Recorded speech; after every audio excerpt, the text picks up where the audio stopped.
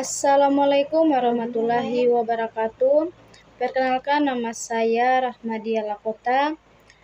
Saya dari kelas 1B. Baiklah, pada video kali ini saya akan meresensi sebuah novel yang judul resensi kisah para gadis baik manis getir maupun pahit sebelum menjenjang pernikahan.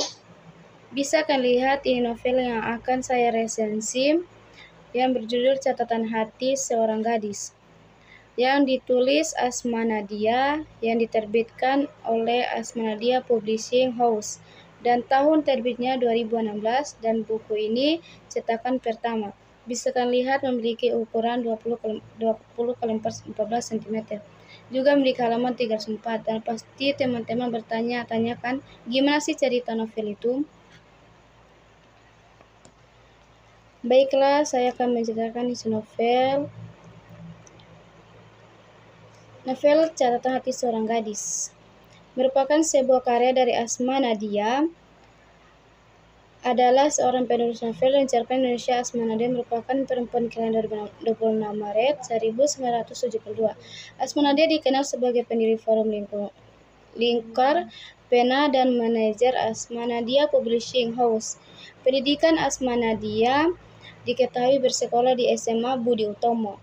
Setelah lulus, kemudian ia melanjutkan pendidikan ke Fakultas Teknologi Pertanian Institut Pertanian Bogor. Dulu Catatan Hati Seorang Gadis yang hanya berkesan berbagai keluhan dan ketidakpuasan, ketika keinginan atau cita-cita untuk masa depan berbeda dengan kehendak orang tua. Barangkali tentang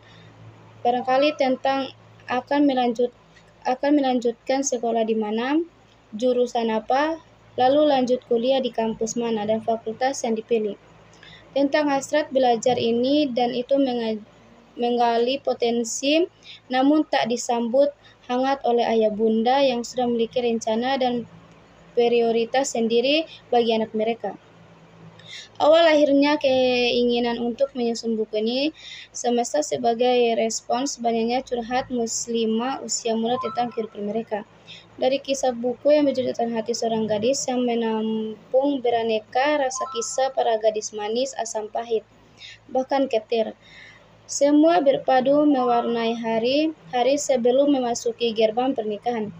Ada rasa kisah para gadis manis, asam pahit, bahkan getir.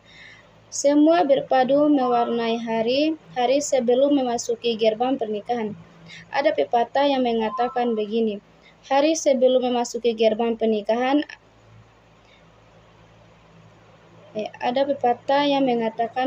Mungkin sekilas dinilai dari masa lalunya, sementara laki-laki dilihat dari masa depannya. Mungkin sekilas dinilai tidak adil ya, tapi memang begitulah kenyataan yang berlaku pada masyarakat, khususnya di negara kita sendiri. Kritik untuk novel ini, setelah saya membaca novel ini membuat saya merenungi banyak hal, betapa rapuhnya wanita dan betapa banyak laki-laki yang memanfaatkan kerapuhan tersebut semata untuk memenuhi ego dalam dirinya sendiri. Mengisahkan tentang seorang gadis perempuan yang memberikan keperawanannya kepada laki-laki yang bukan suaminya. Yang kisah tentang ini sebenarnya sudah jadi rahasia umum, tapi hingga hari ini setiap kali mendengar atau membacanya, saya masih tidak mampu membayangkan semudah itukah seseorang perempuan memberikan keperawanannya. Ada yang memberikan karena menganggap terlalu cinta, takut ditinggalkan, pun ada yang dibujuk-bujuk lalu merelakan, atau yang dijebak oleh pacarnya. Bahkan ada yang menawarkan sendiri meraih pacarnya dengan harapan si lelaki mau tidak mau pasti akhirnya menikahi. Buku masing-masing memiliki fokusnya tersendiri yang bercerita yang ringan menyentuh, mampu menyadarkan perempuan yang masa lalunya terenggut untuk kembali dari bersimpu di hadapan Sang Robi. Selalu ada harapan dari tiap penyesalan.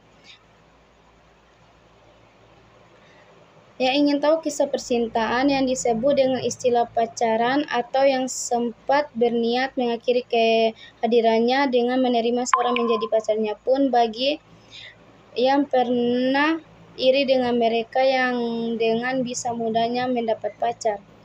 Masa lalu yang kelam tidak selayaknya dijadikan penghalang untuk berubah lebih baik, justru bisa menjadi semacam kontrol bagi hati agar tidak dilingkupi kesombongan. Juga motivasi untuk beribadah lebih kepada Allah sebab terhadap ampunannya.